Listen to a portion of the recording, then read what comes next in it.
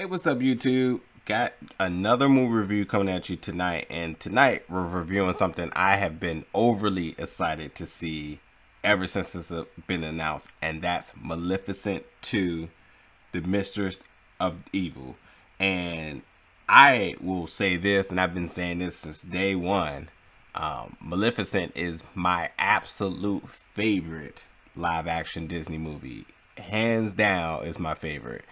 Um, and even with all the success of other movies that came beyond, and even other movies that I like, Maleficent has always been my favorite one.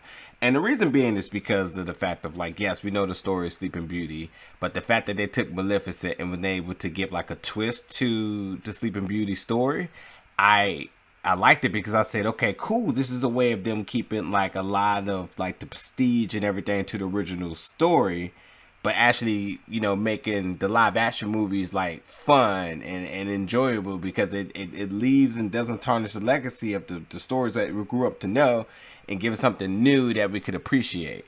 So I thought that was going to be Disney's like thing with the live action movies, but I was wrong because, as we've seen recently, The Lion King was straight animation and live action. Aladdin pretty much took the Broadway adaptation of Aladdin, and I believe Milan is going to be taking the musical adaptation. So they're doing different combination of mixtures and stuff. Nonetheless, I love the twist from the first Maleficent. So moving forward with everything that I heard, I mean, thinking about early 2019, thinking about all the movies that was already going to be slated for this year for Mickey Mouse and the crew, with Toy Story for Dumbo, Aladdin, and Lion King. I was like, okay, after Avengers and obviously Star Wars, they're gonna have all the money in the world, and I'm thinking that's gotta be the year. But Mickey Mouse and the Crew wasn't done because at some point they announced that Maleficent 2 was going to be happening. I was like, great, I love this movie. And the fact that they said, oh, but it's coming out October 2019, I was like, there's no way they're going to put in another movie in this year. And they have. So Maleficent 2, it comes out, it comes out October 18th. So it's going to be coming out the end of this week. And just got to see the screening today, and I gotta say I thoroughly enjoy it. And now this is my favorite live action Disney movie. This one absolutely doubles down from the first one. And yes, Once Upon a Time becomes Twice Upon a Time because this movie was freaking awesome. I did see it in IMAX, which means screen's bigger, the colors jump out at you, the sound is loud. It was very, very good. I mean, I can't stress enough about the colors, like considering all the fairies, the landscape, and everything that they able to display. The color, the vibrant colors just jump out at you with everything. And they really show the clear like contrast between two different colors because they're just that good. But as we know, this movie, Maleficent, if you haven't seen the first one, you definitely want to check it out. But this movie definitely picks up about 5 years after the first one. It's still like the story of Sleeping Beauty, sort of, but we're just moving forward a little bit into the storyline. So we do see, and this movie, again, just like the first one, has a really good theme. And it's really about learning to be a little bit more kinder, showing a little bit more kindness in life. And you do see that theme repeated from different characters, but also implied into a lot of what everyone's doing. But Angelina Jolie as Maleficent is top notch. I mean, she's absolutely gorgeous as Maleficent, but also really fierce and sinister as you look into her eyes, and they're super bright. And with the costume being all black, the eyes just suck you right into it, and you're just really mesmerized by how powerful of a being that she is, but yet so kind-hearted. And it's really good because I gotta say, for the beginning of the movie, it's just really about story, really catching you up with everything that's happening. But soon as Maleficent's on the screen, you get your first laugh, and the story really takes off. So like, it's just soon as you see her on screen, she's clearly the star of this movie. So this movie does we catch up with Princess Aurora, who's played by Ellie Fanning. Also a very spectacular role from the first time to right now as well too. And her and Prince Philip, who's played by Harris Dickinson, they're in love. Therefore, they move forth with their love, and Prince Philip decides that he wants to marry her, and there's going to be a wedding that happens. And upon that wedding happening means that the two families must meet. That means that we get to meet the royal family, and not only do they want to meet Princess Aurora, but they want to meet her mom and Maleficent. And Maleficent, believe it or not, is back to being the bad guy again. So her coming to the kingdom is really going to be a problem for the humans, because they know about her and her powers and how powerful she is. I mean, they even slate her as the human killer and the destroyer of kingdoms. So yes, it's going to be a thing. But as we know, Maleficent does anything for her beastie, and that even means her having to be able to converse with humans. And I gotta tell you, her sarcasm is amazing. It is so funny, and the fact of her trying to actually try to imitate or to be human is really funny. And then even with Diaval trying to teach her to be human, it's a really good it's some of the best. It's some of the best lines within the movie, though, with those two. But yes, the dinner scene where they all come together is so intense. Yeah, it's just so shady with everything that's happening. Michelle Pfeiffer, who plays Queen Ingrid, is just, oh God, I mean, she kills the role. She's so freaking scary and menacing in her roles, because we know at this point now it's really the mom versus the mom.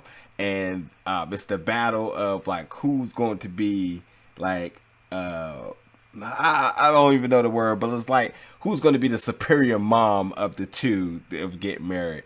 But while the king and while the prince and while Aurora are all thinking about the unifications of the two kingdoms, the queen has her own motive, and we see her really put her plan into play, which is ultimately the demise of all the fairies. She doesn't want any of the fairies, so she takes a tack. She even comes up with a really elaborate scheme to really make Maleficent look more of the bad guy in this situation, and it's pretty much exiles Maleficent, and it also drives a wedge between Aurora and Maleficent at times. But true love, as we see in this movie, doesn't keep anyone apart.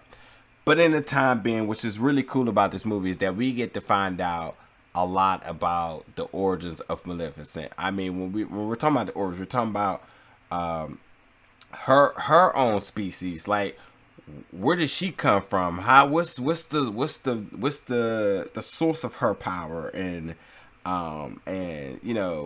where she's believed to be one of the last of her species. She finds out that there is more of them, and it's really good. So the Dark Fae, which I gotta tell you, for instance, the costume design is just amazing. It's absolutely amazing. I love the costume design, but when you get to see the Dark Fae and you get to really see how different her species can be, instead of just her, in her traditional all black, or even when she's in more of her brown, you get to see different colors, different male. You get to see male, you get to see female, you get to see adults, you get to see kids, teenagers of all ethnicities, human ethnicities, black, white, whatever it may be. And even for them, you get to see different colors within their wings, their horn shapes, and everything. So you get true diversity within the Dark Fae, and you overly appreciate it. And Chidwell Ejiofor is the man. I love him in all his roles. He is in Kunal. I really like him being the moral compass about talking about peace and unity. For not only the Dark Fae, but for humans, who humans have ran her culture into hiding. That's why no one's know where they at, and the fact that if he's even able to see for himself, for the better good. So it's just really good, and also pay close attention, because within the Dark Fae, you see a lot of familiar faces from people you've seen in all different roles and everything. But more or less, this movie really does just, as much as it's serious and very intense at times, it really does really keep the fairy tale aspect to it. Disney, what can you expect? It's always going to be great visuals. The score is amazing. I've really liked this score.